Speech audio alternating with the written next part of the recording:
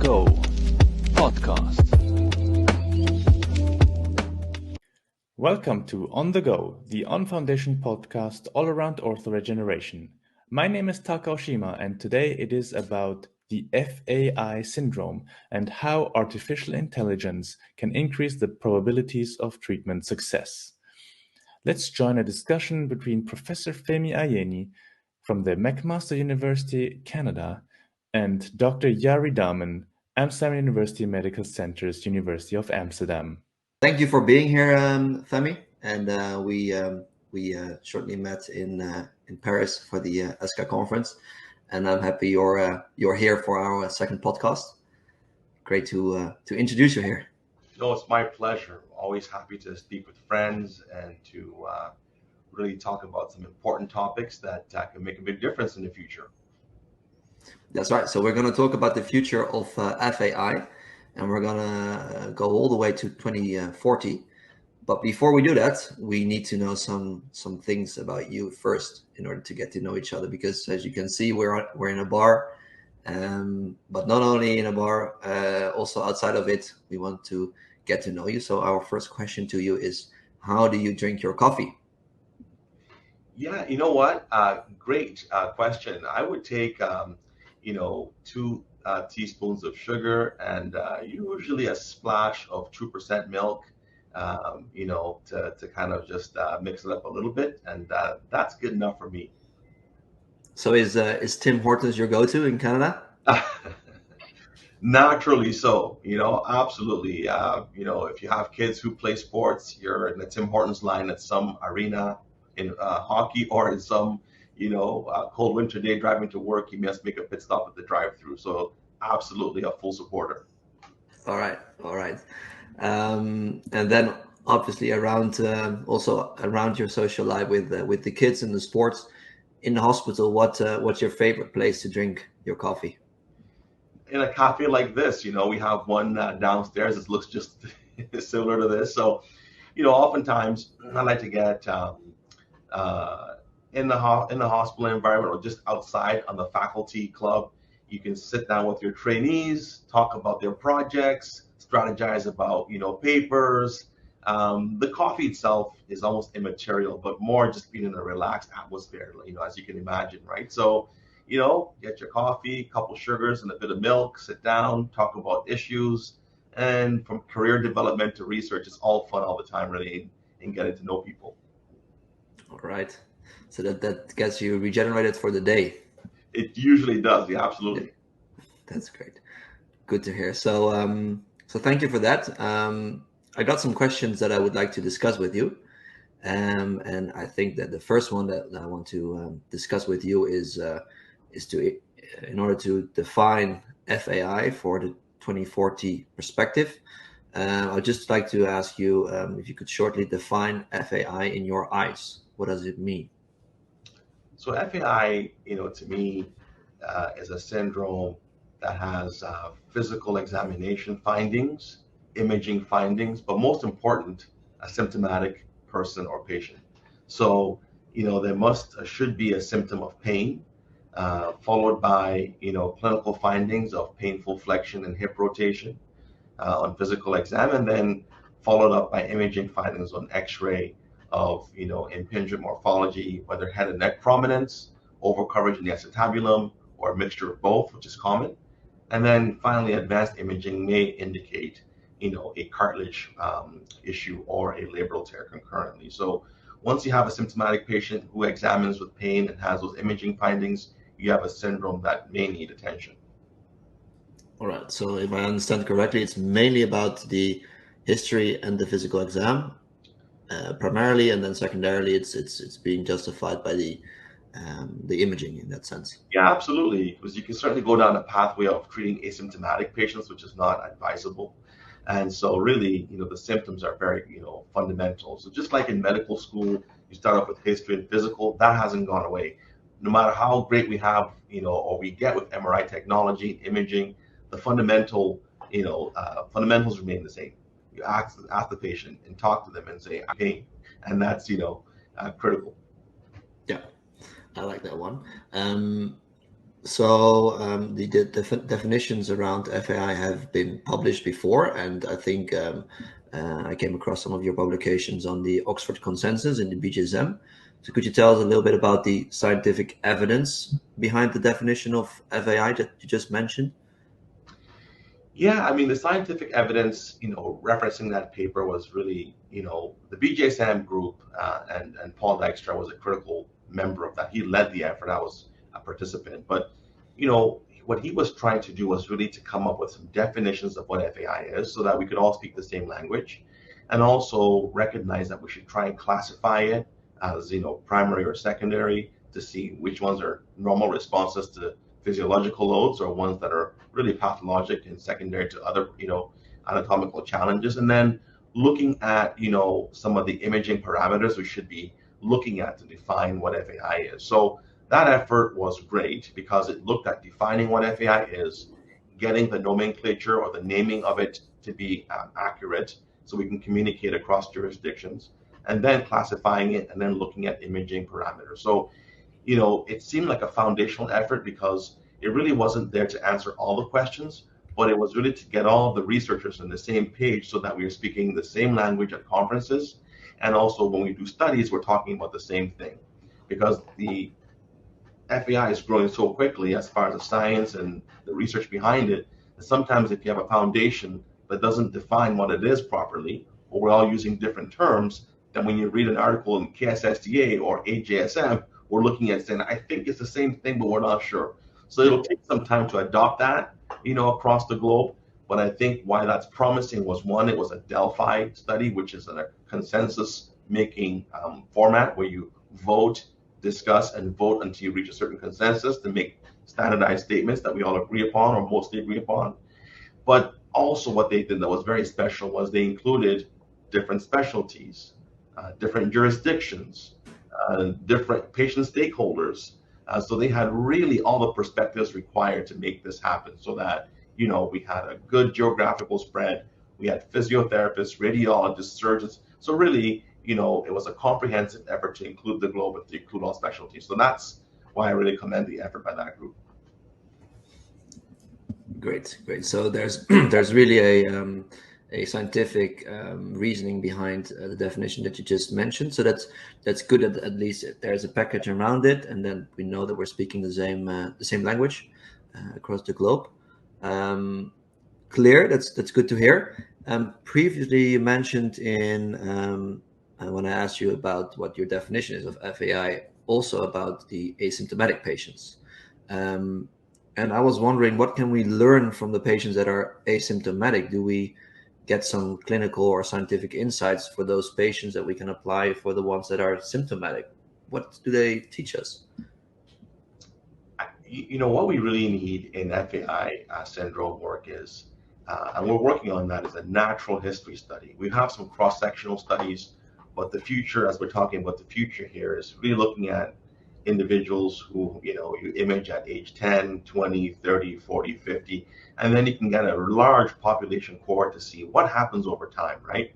So I think that, when you look at the development of osteoarthritis and the survivorship of hip in that setting of an FAI that's asymptomatic, there are many factors that we know and don't know yet that, contribute to the development of the symptomatic state. So, is it your baseline inflammation, which is, your biochemistry, so to speak, that's in your system, whereby some people trigger an inflammation cascade with impingement and some don't? Is it your genetic history, where you say, yeah, my parents both had hip replacements at 45, and then we know that genetically there may be a contributor there or a gene.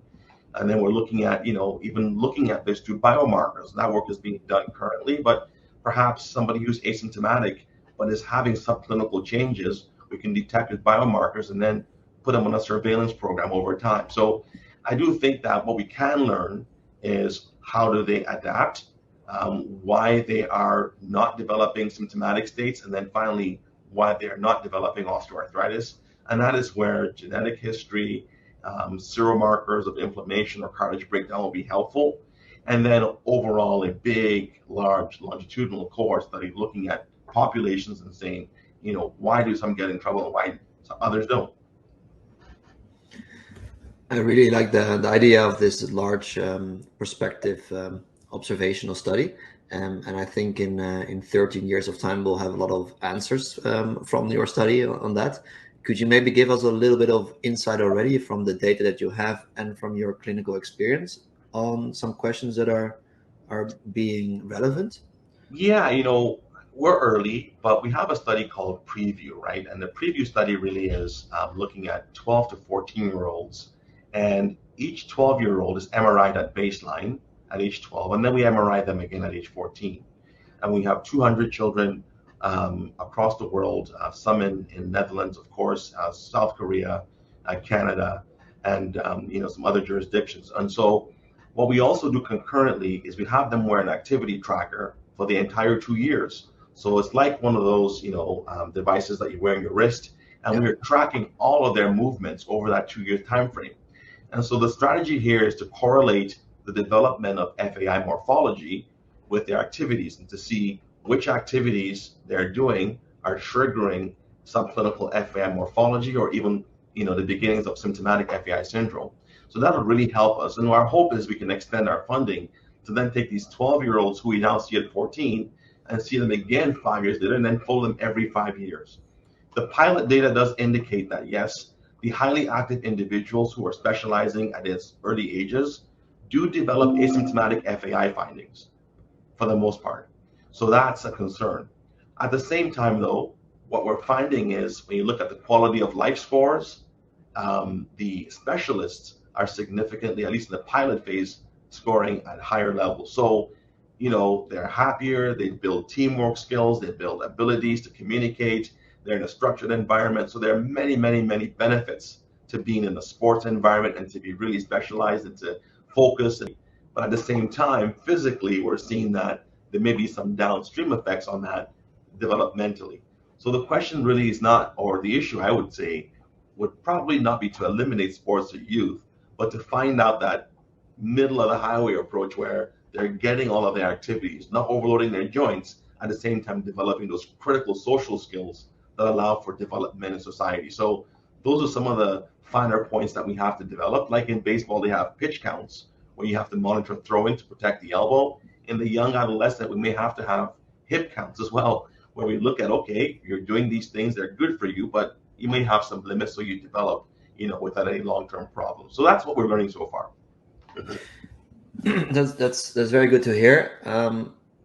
Just a short question on the definition of specialization, because when you look at the literature, I think we know that you're talking about what does that mean for you, specializing as a kid? So essentially, it is for greater than 9 months of the year playing one consecutive sport without any other sporting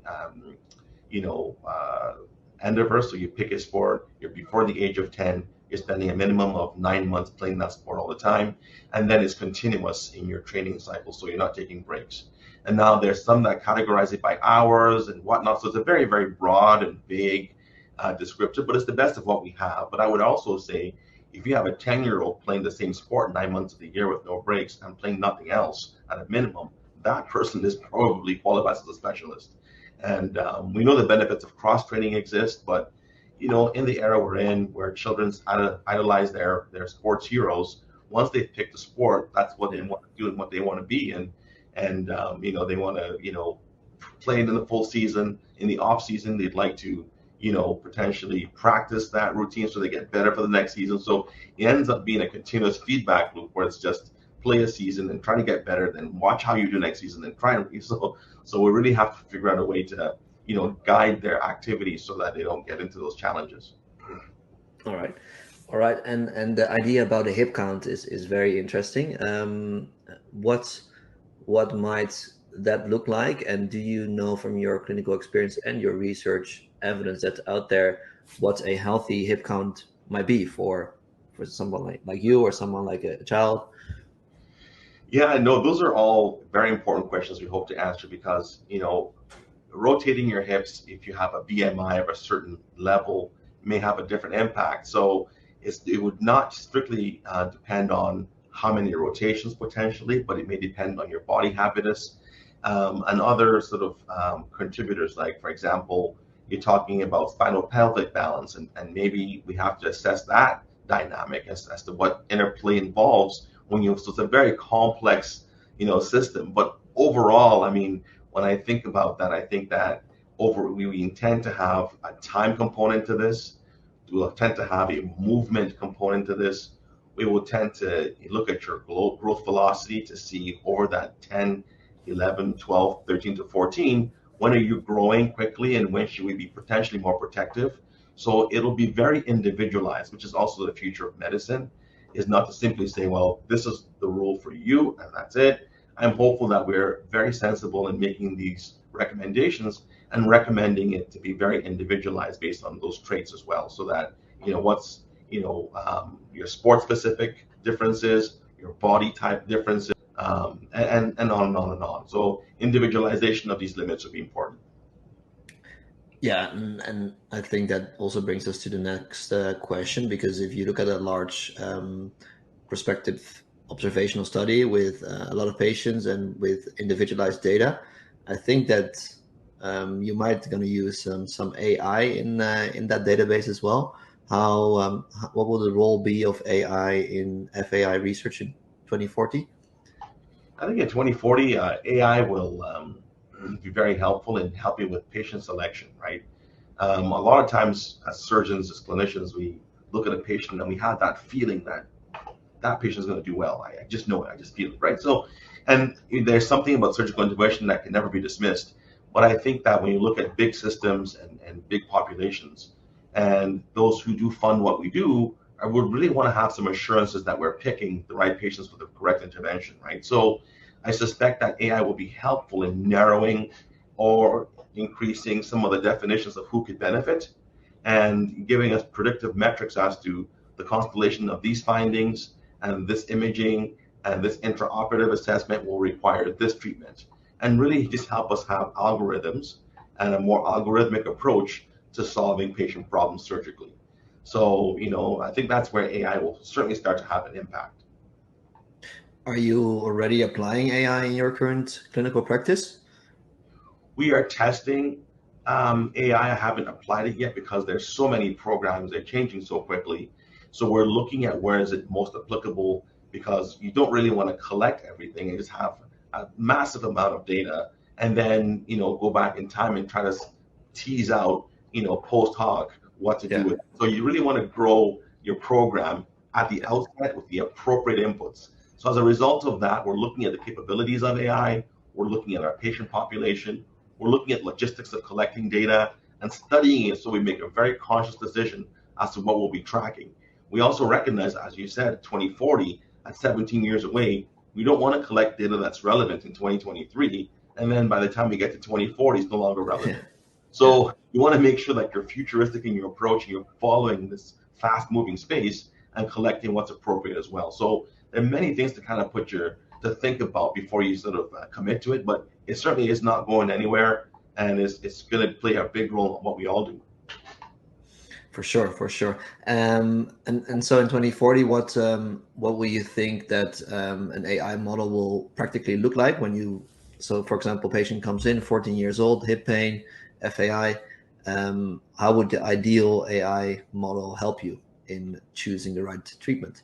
Yeah, I think, let's just, imagine we all have headsets on, and the patient comes in. I think the physical examination may have a VR component where you say, hey, instead of a static test, I rotate your hip and do a flexion, adduction, and torn rotation test, you may have them do dynamic movements, do a squat, do a lunge, do things that may induce pain. So you have a dynamic exam that's tracked, maybe with some biomarkers. So now you have live, physical examination, and they're scoring where the pain is. You can easily get heart rate, all these things you can track when they're doing these dynamic movements. And then once you have that information and you have the patient's, morphometric traits, so you have their age, their body mass index, family history, you enter it in. I think what AI could do is really help predict the chances of, requiring an intervention, and the chances of developing OA, the chances of potentially having a successful intervention, surgically or non-surgically, and then giving the patient the ultimate decision to say, I know my odds, I know my probabilities, this is what I'd like to have done to my body. So the patient will ultimately choose, but they certainly have a more informed choice because they have more information that's been distilled down and hopefully understandable to recognize the risks of procedures or interventions and the risks of also not going down the procedural route. So that's where I think is giving that information to the patient and also to the clinician to know the probabilities of treatment success. Yeah. So it will not only be AI, it will also be VR and in that sense, combinatory personalized medicine that will help you or help the patient get better in 2040. Yeah. Then just a last question on FAI in 2040, because you're also doing a lot of research on return to sports. So I've read, and you just published a study protocol for return to sports after FAI. In 2040, whenever that study has been done, and maybe you applied some AI also to return to sports, how will the whole package of return to sports have changed in 2040, and how do you look at that in that year? That's a great question. To be honest, I think that is arguably one of the biggest areas we can make improvements, because if you look across the board, we're looking at even weight bearing after FAI surgery. Some are immediate, some are partial, some are full. And if you look at the protocols, they're very variable. So the clinical trials are ongoing in a world about, therapy. But once we have defined therapy and we have a standardized protocol, I think, then the world of VR comes in, where you have a headset that's your personalized coaching mechanism to try and get you better, and also recognizes what movements need to be improved and not improved. And we're really getting away from static testing to say, oh, you're not there yet, you are, or simple time-based models where while you're 6 months you can play. We really need a bit of more biofeedback to understand what you're doing. So if you're in a gym and you have a headset on and we have some markers on your body and we say go for a 5-minute jog around, we can maybe track when you start fatiguing, look at the muscles that are firing, look at the ones that are not firing, look at the ones that induce pain, look at the ones that you cool down and feel better. So I think that feedback of the rehabilitation process, once we have reasonable evidence-based protocols, which are coming, will be very, very helpful. And that way we won't fall into the trap of saying, well, you're 6 months, you're 6 months, you're 6 months. For some it may be 4, and for some it may be 8, for some maybe 6.5. And also I think you will get better compliance when people see their measurements and track it across and say, okay, I can see what I'm doing, I can see how I have areas to improve upon and gaps to fill in my process of improvement. So I think a very interactive process, and for patients, they'll have it on their iWatch or whatever watch they're using, tracking their improvements. And I think that's going to be something that helps all of us out. So that's where I see this immersive rehab post-op process going, and then return to sport naturally follows if you're hitting all your benchmarks. Yeah. So constant feedback from the health, from the digital world around you, supervised by the doctor. In that sense, trying to go for that 100% return to performance. I think that's where we're going. I think the days of just getting a report from the physiotherapist after you've done a procedure, you see your patients at 6 to 8 weeks, you don't have any tracking of how they're doing. You get a report and it's okay, not too bad, come back in another 6 weeks, and then you're just so you're missing those critical feedback points where you can change something and minimize inflammation, minimize you're jeopardizing your repair. So really that continuous live data and that surveillance on a cloud somewhere would be very helpful. All right, that's a perfect future to look ahead to for 2040. And we usually ask you also some questions, some other personal questions in between. But I would like to ask those questions at the end of our podcast. So I'll start with those, and that will also finish our podcast in the end. So Femi, tell us, what is your guilty pleasure? I would say cheesecake. No matter what meal I have, if there's cheesecake on the menu, that is one that's very hard to resist for me. I've tried to avoid it over the years, but I just accept it now that it's just a part of me that I like to indulge in that. And how often is that guilty pleasure taking place? My wife's my boss, so she'll determine that. I usually, once every 2 to 3 weeks or something like that. Not too careful, not bad. All right. Who was your mentor, or who is still your mentor? I've been lucky to have many mentors, but I would like to highlight Jon Carlson, who helped me really develop as a writer, as a thinker. And then from a methodological perspective, Mohit Bandari, who was, my initial sort of mentor, just teaching me how to really do good research and ask big questions. And, we, at the time outside of my career, there were the questions about one screw versus two screws and things like that, that really make a subtle difference. But he really wanted us to ask questions that had long range impact and can really change practice. So I credit Mo Bandari for that. And then, Professor Jon Carlson for really taking me and saying, okay, this is how you write, this is how you communicate, this is how you develop your writing skills. All right. That's two, at least two, I think many more mentors are around that as well, but two great names to mention here. Iconic, Titanic, big, just all world individuals who are just so good, what they do, and also just so kind with their time. Yeah, I agree. What do most people not know about you that is special? Yeah, I suppose most people don't know at one point in my career in elementary school, I was a breakdancing champion, and I'm a big guy, but I have quick feet. So, yeah, if you flash back almost 30 something years ago, nobody could touch me on the dance floor. Now things are a little bit different, but yeah, in grade 6, I was really, really, terrific. Your friends and peers around you still sometimes see those breakdancing skills, or Hey, I don't want to get injured. I have to operate and see patients. All right, I'll take that as a no and a yes. So just, some very more gentle moves, no more splits, no more freezes, no more handstands and all that stuff. So those days are behind me now, but I encourage my kids to try. All right, then last question. What is your golden tip or advice to upcoming researchers and or clinicians?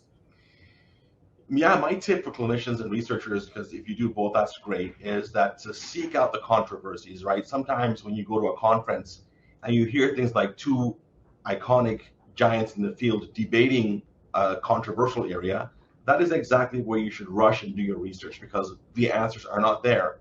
It's sometimes very scary because nobody knows what's right, but that's where you can really grow the field and answer important questions. So I would say look for the controversies and go right there and try and be as aggressive as possible to do a study on it. And don't stick in the comfortable zone where most of the information is already known, and then you're answering very, very subtle questions that may contribute a little bit, but not fundamentally. So ask the hard questions, go to the areas where nobody wants to answer. Back in my time, 10, 15 years ago, FAI was controversial because we didn't know if it was, asymptomatic, symptomatic, should we do the surgery, should it not? And a lot of debates were going. So I rushed to that area and tried to get some better evidence for it. So now I think if you're looking at your future and developing your talent, look for controversies and go right there. All right, I think that's a great advice that we'll try to implement and apply in our daily lives. Thank you for that. And yeah, on behalf of the On Foundation, I would like to thank you for this great interview, and it was really a pleasure. Also, the personal questions were really a pleasure, and we learned a lot from the 2040 vision on FAI. Thank you for having me. It's a delight to be speaking to you virtually, and I look forward to maybe ESCA in 2024 in Italy. Hope we can catch up then. Yeah, see you then, and thank you so much. You're welcome. What an exciting future for orthoregeneration, where AI and VR are helping the patient to get better and return to sports. Stay tuned for more content at my.on-foundation.org. Thank you for listening and have a great day.